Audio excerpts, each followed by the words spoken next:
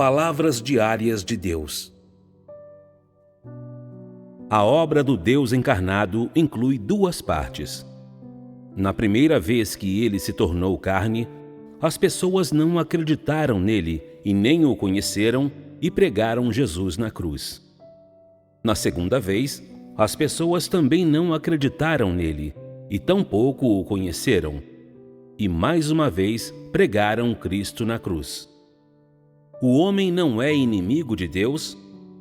Se o homem não o conhece, como poderia ser íntimo de Deus? E como ele poderia ser qualificado para testemunhar a Deus?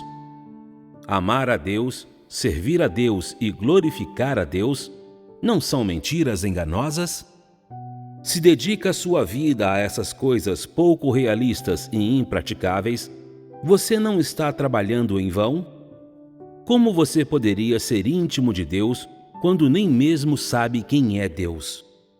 Essa busca não é vaga e abstrata? Não é enganosa? Como alguém pode ser íntimo de Deus?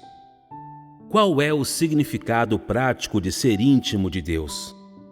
Você pode ser íntimo do Espírito de Deus? Você consegue ver o quão grande e exaltado é o Espírito?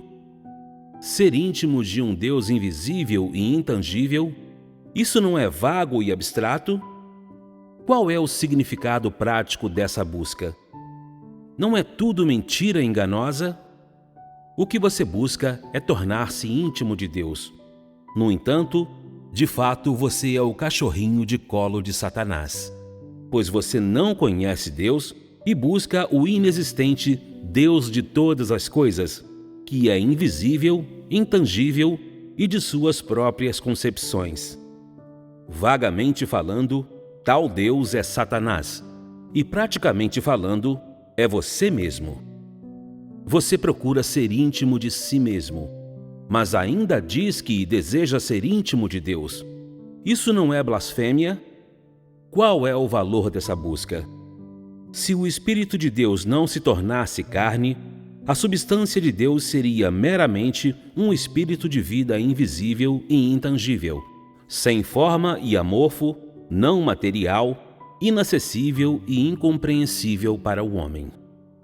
Como o homem poderia ser íntimo de um espírito incorpóreo, maravilhoso e insondável como esse?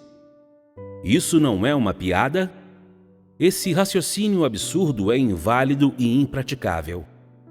O homem criado é de um tipo inerentemente diferente do Espírito de Deus. Então, como os dois poderiam ser íntimos? Se o Espírito de Deus não se realizasse na carne, se Deus não se tornasse carne e se humilhasse, tornando-se uma criatura, o homem criado seria desqualificado e incapaz de ser íntimo seu. E fora os crentes piedosos que podem ter a possibilidade de ser íntimos de Deus depois que suas almas entrarem no céu, a maioria das pessoas não conseguiria se tornar íntima do Espírito de Deus. E se o homem deseja tornar-se íntimo de Deus no céu sob a orientação do Deus encarnado, não é ele um não-humano incrivelmente tolo? O homem apenas busca fidelidade a um Deus invisível e não presta a mínima atenção ao Deus que pode ser visto, pois é muito fácil perseguir um Deus invisível. O homem pode fazê-lo como lhe interessar. Mas a busca do Deus visível não é tão fácil assim.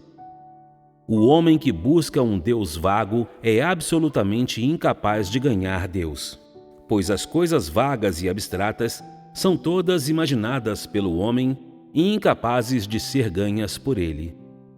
Se o Deus que veio entre vocês fosse um Deus elevado e exaltado, inacessível para vocês, como vocês poderiam entender sua vontade?